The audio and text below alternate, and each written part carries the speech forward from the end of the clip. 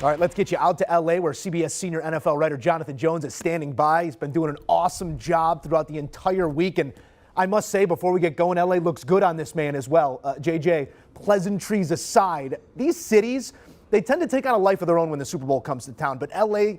kind of has a way of, let's say, shrugging off what much of the rest of the country would celebrate. With a million things to capture one's attention, you get the feeling that L.A. is truly embracing this moment? I think that L.A. is, Joe, and it's great to see you as well. And I think L.A. does look a little nice on me. I do think that L.A. is embracing it. You know, it's funny. You get these Super Bowls like when they're in Indianapolis, when they're in New Orleans, like real convention cities where everything is all right there. You can get a real vibe and an energy and know exactly what the city is feeling and thinking. Well, here in L.A., much like in Super Bowl 50 with San Francisco, for example, things are pretty spread out. And where you are in those pockets, right, that's where you can get that energy and that vibe. Bengals fans, based off of what I've seen here in the area the last couple of days, seemed to get in yesterday or so, had some hooday chants in the hotel last night. And we know that Rams fans, well, eventually they're going to show up or they're going to sell their tickets. So it's hard to tell and get exactly what the vibe here is. But I think tomorrow, there's no doubt about it, you're going to know that the Super Bowl's here. I mean, in that jacket, the man has been hanging up in the hills, no doubt, party to party, I'm sure. But from field level to the green room, JJ, back here on the East Coast, we've watched our fair share of ball together this season, and this is a Rams team that we identified long ago, one of the highest ceilings, but one of the lowest floors simultaneously. What's the biggest question you posed to them in the lead up to Sunday's kick? Yeah, I'm worried about the tight end position for them. And Tyler Higbee is the guy that they have known, that he was not going to be available. They obviously put him on the injured reserve and made it official yesterday. But he's a guy who is so important to them because of what he does underneath, because of how he opens things up for Odell Beckham Jr. and obviously Cooper Kupp, who opens things up for himself plenty. But the Rams do 11 personnel, one tight end and one running back more than any other team in the NFL. The Bengals are number 2, actually, and we know that Sean McVay and Zach Taylor have a history together. But that tight end position is so crucial, both from a blocking perspective, obviously, but then also being that safety valve for Matthew Stafford. So in place of Tyler Higbee, well, it's Kendall Blanton. You don't know about him? Let me tell you something about Kenny B over here. He was an undrafted free agent out of Missouri, caught his first touchdown pass against the Tampa Bay Buccaneers, and then 2 weeks ago against the San Francisco 49ers had 5 catches for 57 yards. And his very limited time out there on the field taking over for Higbee,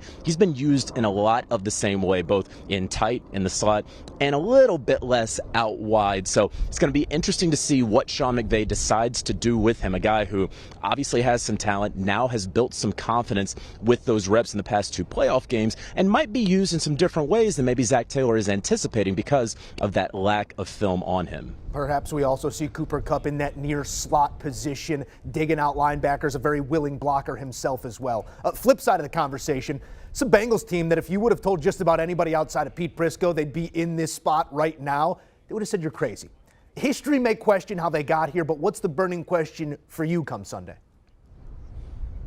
Well, I don't think it's the burning question. It might even be the burning question for the Cincinnati Bengals themselves. How the hell are we going to stop the L.A. Rams pass rush? I mean, we're talking about Aaron Donald, the best defensive player on planet Earth. We're talking about Von Miller, who has been back to his Super Bowl 50 form here in the postseason, and what those two dudes can do for the rest of that defense, how dominant they are. And it doesn't matter if you double team, but if you do double team, you're obviously going to be freeing somebody up for some sort of one-on-one. And I was talking with a Rams source earlier this week who said, listen, they can't stop us up front, but you know what? The Bengals also couldn't stop the Chiefs, and they couldn't stop the Titans. And guess who's playing in Super Bowl 56? It's obviously the Cincinnati Bengals, so it can't just be that.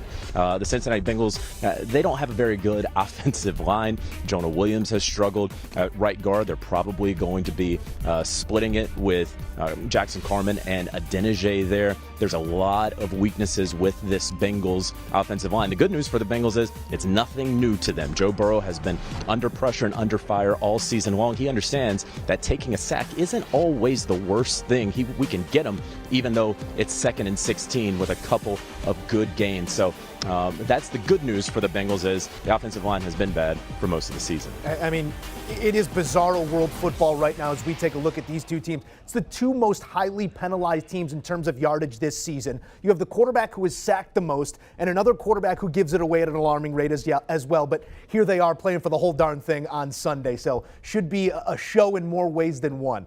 JJ, we've asked you to be bold all season long, and you always do good by us. A large percentage of those predictions, they've come to pass. Not that the moment requires any further weight, but we do need something bold for Super Bowl 56.